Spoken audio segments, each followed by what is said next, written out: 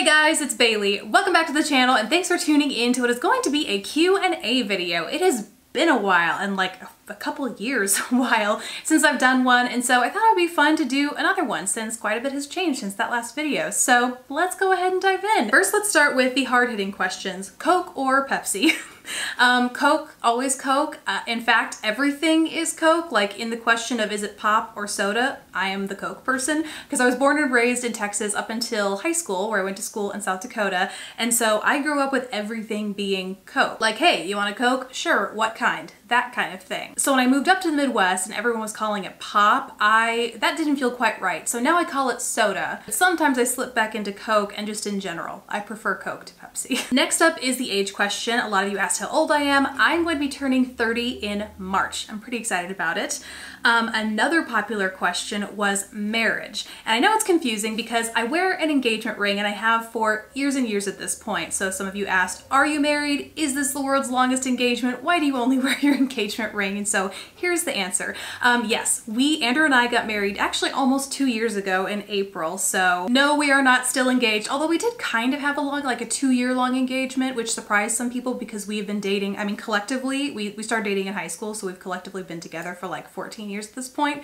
We still kind of had a long engagement, but we are in fact married and have been for a while. It happened in Charleston, South Carolina, and it was awesome. We loved it.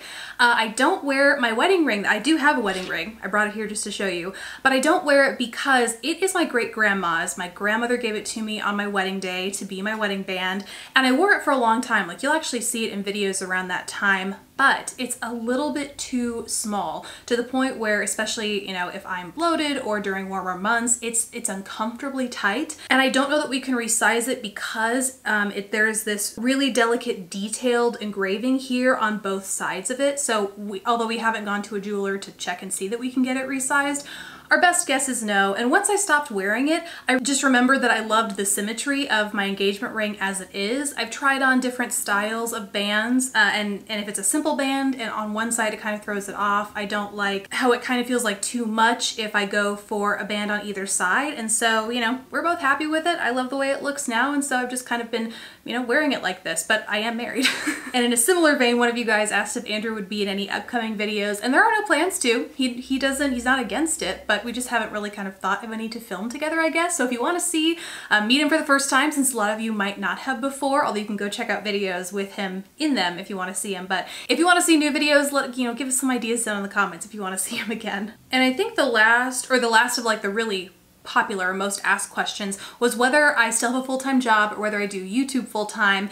And I actually just quit my full-time job. I mean, not just, like last year, October-ish, I started making the transition away, like pulling my hours away. For those of you who might not know, last time I made one of these videos, I was working full-time as a social strategist at an ad agency, a job that I loved, but after juggling making videos and full-time jobs for so many years, I decided I wanted more time to dedicate to this, and could still consult doing social media and stuff on the side, but just wanted to see what my life would be like if I had more time to dedicate to doing YouTube and like making more videos, putting more time and effort behind my videos and things like that. So that happened super duper recently. However, I'm still not really doing YouTube full time. In the time that I quit my job and I had more time to dedicate towards, focusing on YouTube and content creation, things like that, I also started playing around with not playing around. I started auditioning a lot more for voice acting.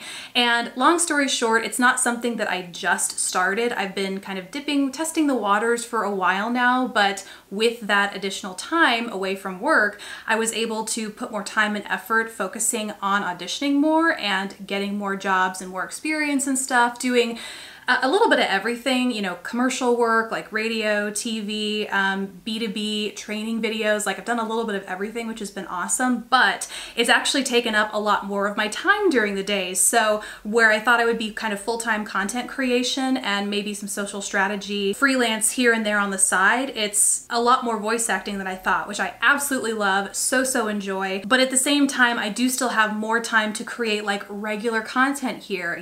3 videos a week, I can guarantee guarantee that. I try and guarantee it at 6 p.m. every day, which doesn't always happen, but I find it has been a lot more easier, a lot less stressful for me to regularly create content that I feel really good about the quality and everything that goes into it. But I would still like to have a little bit more going on. Like I really want to start some sort of live broadcast, whether it's on YouTube or Instagram.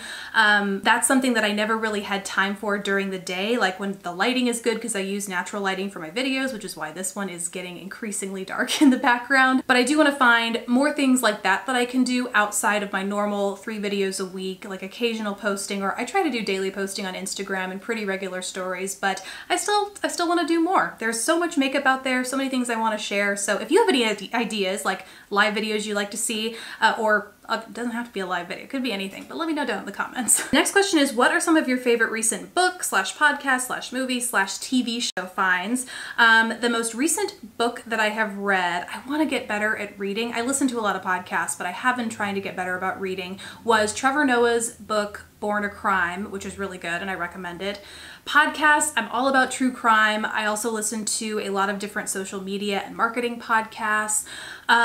Actually, No Sleep Podcast is a horror, like narrative style podcast, and that's actually kind of what got me into voice acting. Just kind of, I don't think I've mentioned it here, like the podcast here on the channel. So fun fact, if you are into scary stories or things like that, I love how they have narrators kind of play characters and tell these stories, and hearing them really paint the picture of what this story looks like for you in your head just by hearing it, and like the art of their voice acting is what kind of compelled me to first start dabbling in voice acting. And for movies / TV shows, I can't think of the last movie that I watched. I typically just watch whatever Netflix recommends, which is increasingly true crime related, and so I'm really trying to find things that veer away because I need something more lighthearted in my life. But I'm currently watching Wormwood on Netflix, which is a little slow. I don't know if you've seen it. Let me know what you think. The topic is super interesting, but there's something about the way it's produced and edited that just, the storyline's a little bit slow. So it's been nice to listen to in the background, but sometimes there'll be like super interesting or shocking details you'll hear, and I'll have to like rewind it, which then takes more time. I don't know. Let me know what you think of it if you've seen it. A quick little makeup question. Someone asked if there are any new cream eyeshadows that I love or any new tips and tricks on how to use. No tips and tricks. I have a video that I shared about a really great cream eyeshadow from Sydney Grace and how I like to apply them. Those tips pretty much still stand, but Wet n Wild recently sent me their new liquid catsuit cream. Well, they sent me, I think, pretty much every shade in their liquid catsuit collection, but I'd never tried the cream versions, or at least hadn't really paid much attention to them, and I'm really digging these. I love how pigmented they are, how smoothly and evenly they blend across the eyes, and how long they last during the day. I just wish the shade range was bigger because it's mostly nude and it's mostly within a narrow range of like nude tones. So would love more colors in that collection. Ooh, next question. If you could design a beauty product, what would it be and what would you name it? I like this question because I can't remember if I answered this in the last Q&A or maybe I didn't have an answer for it, but I don't think I had a good answer. Like I've never really felt compelled to design or create makeup. I just love trying it and consuming it because I think there are far better makeup professionals out there than me that are better at like iterating on existing products and creating new products that solve beauty problems. But after that video, I was like, duh, Bailey, of course this is what you'd bake. Press-on nails. For those of you guys who might not know, I'm a press-on nail addict. I have painted my nails maybe 5 times in the last 7 years because I'm always wearing press-on nails.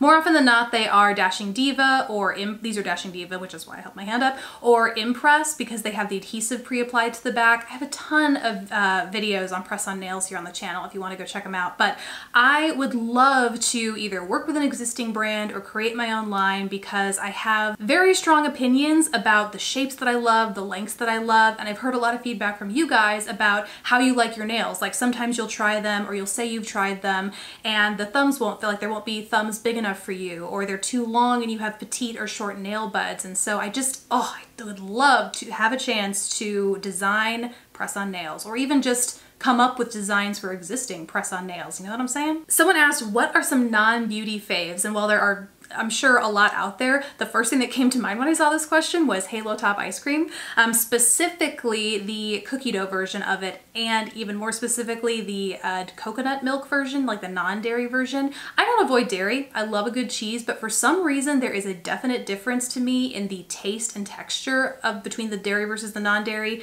and the coconut milk version just blows the regular version out of the water, in my opinion. Oh, Samantha Jane here on YouTube. Go check her out if you haven't already. She asked, what are trends or techniques that you use now that you thought you would hate? Maybe cream products, definitely cream products, as having combo skin for ever since I can, certainly wearing makeup. I never thought I would really love cream products and the sheen or the dew they left on my face because I already struggled with excessive oil, but I've kind of been digging them. Another one is probably magnetic lashes. Not that I initially hated them, I just thought they were more effort than they were worth. But now that I've discovered those accent lashes, it's all I will wear.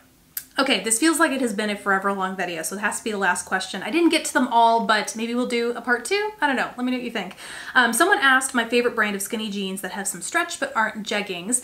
I started making more fashion videos here on the channel, so I've mentioned these before, and I'm so glad you're liking it. It seems like a lot of you guys are liking them, which is nice because I wanted a little bit of a change from beauty. But in making those, I've talked about Good American jeans, which I love, but are a little on the pricier side. So when one of you on Instagram asked me if I had a more affordable alternative, I didn't really have one.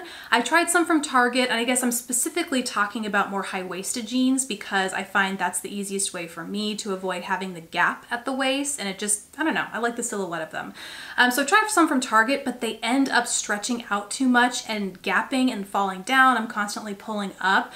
So they're not bad. I wouldn't necessarily recommend them though. However, I recently placed an order from Everlane. I got 3 different pairs that I'm still trying to wear around a little bit because they're 3 different, not styles, but like fabric compositions. So I'm still giving them a try, but things are very promising and they are far less expensive than Good American. So good news there. Let me know if you want to see a video or, I don't know, anything about them.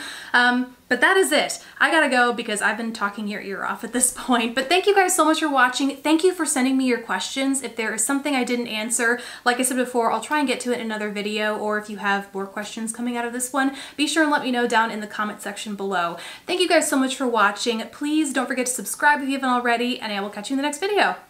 Bye guys.